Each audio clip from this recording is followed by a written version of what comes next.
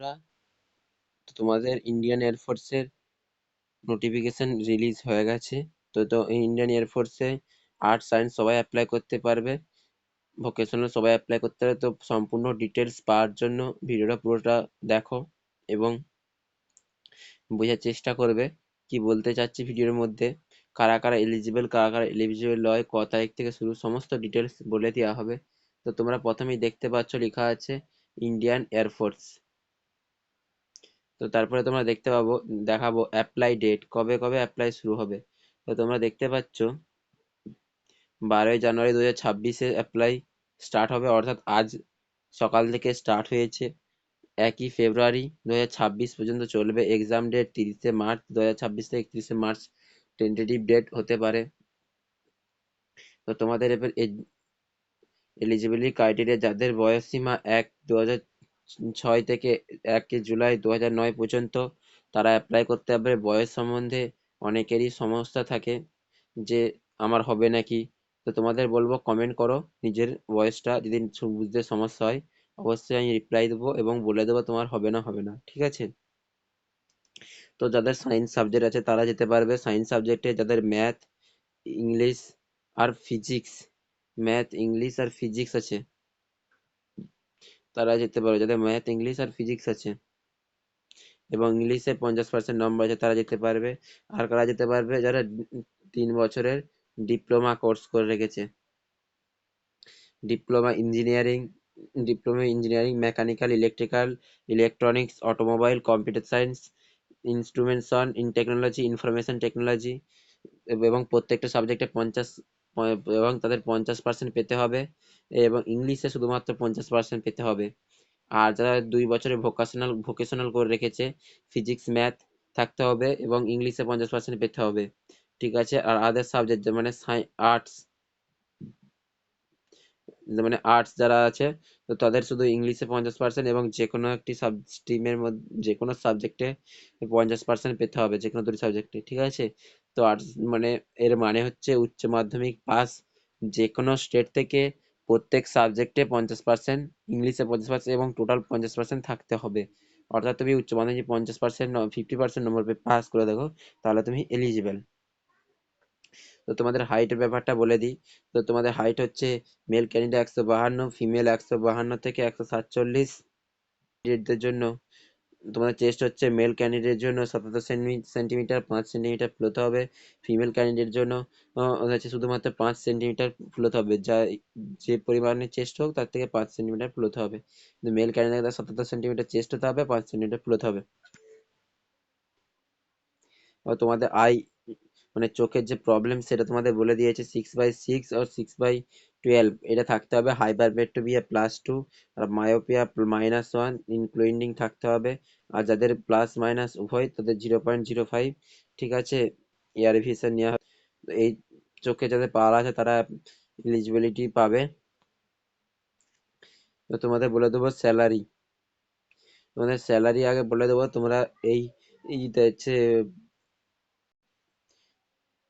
এই চাকরি যদি জয়েন করো তাহলে তোমরা 30 দিন লিভ পাবে পার ইয়ারে, তার বেশি পাবে না, তো ঠিক আছে। আর তোমাদের হচ্ছে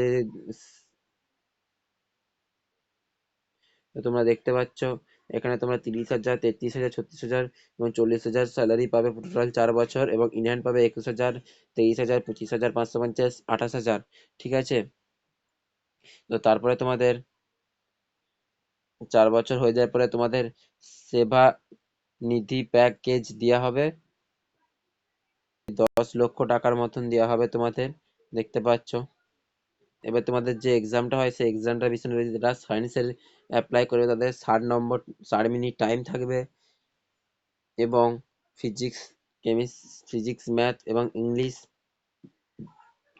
12+2 উচ্চ মাধ্যমিক উচ্চ মাধ্যমিক বেসে কোশ্চেন হবে। এবং যারা আর্টসে অ্যাপ্লাই করবে 45 মিনিট সময়, English, reasoning and general awareness থাকবে। আর যারা science subject and other than science subject মানে যারা ফিজিক্স, কেমিস্ট্রি, ম্যাথ থাকবে,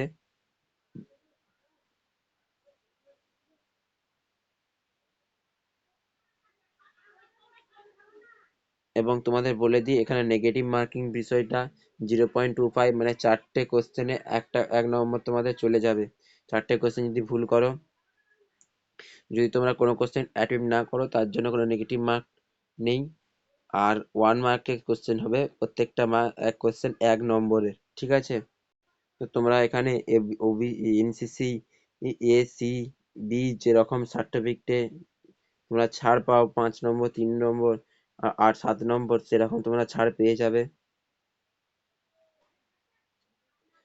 তো তোমাদের তারপরে বলে দিই, তোমাদের এখানে 1600 মিটার রান হবে। যারা মেল ক্যান্ডিডেট আছে তাদের 7 মিনিটে কমপ্লিট করতে হবে, যারা ফিমেল ক্যান্ডিডেট আছে তাদের 8 মিনিটে কমপ্লিট করতে হবে। কমপ্লিট করতে পারলেই হবে, ঠিক আছে? তো তোমাদের বলে দিই, পুশ আপ 10টা পুশ আপ দিতে হবে 1 মিনিটে। 10টা সিট আপ দিতে হবে মেল ক্যান্ডিডেটের জন্য 1 মিনিটে, এবং 20টা স্কোয়াট দিতে হবে 1 মিনিটে। তো এরপরে তোমাদের বলে দিই, যারা ফিমেল ক্যান্ডিডেট আছো তাদের 10টা সিট আপ এবং 15টা স্কোয়াট দিতে হবে। 10টা sit up 1.5 minute, 1 minute 30 second, আর 15টা স্কোয়াট 1 মিনিট। তোমরা যারা অ্যাপ্লিকেশন করবে তোমাদের অ্যাপ্লিকেশন ফিটা বলে দিই, 550 টাকা প্লাস 18% জিএসটি তোমাদের অ্যাপ্লিকেশন ফিতে লাগবে, ঠিক আছে? এটা সবাইকে দিতে হবে অ্যাপ্লিকেশন ফিটা।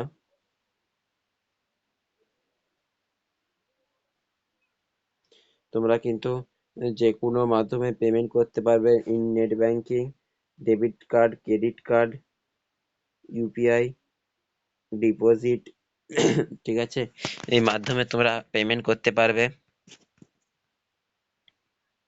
তো আমি তোমাদের বলবো, তোমরা আজ অ্যাপ বেরিয়েছে, তো যত শীঘ্র সম্ভব অ্যাপ্লাই করার চেষ্টা করবে। শেষের দিকে যাবে না একদমই। সার্ভার ডাউন হওয়ার সমস্যা, ডাউন হয়ে গেলে সমস্যার সৃষ্টি হবে। যাওয়ার সময় আধার কার্ড, ভোটার কার্ড তাহলে ভোটার কার্ড এবং মার্কশিট, অ্যাডমিট নিয়ে যাবে, এবং নিজের পাসপোর্ট সাইজ ফটো নিয়ে যাবে। যদি পার্মানেন্ট ডোমিসাইল সার্টিফিকেট থাকে তাহলে নিয়ে যেতে পারো, ঠিক আছে? তো এই ছিল আপডেট। যদি ভিডিওটা ভালো লাগে সবাই কাছে শেয়ার করে দিও।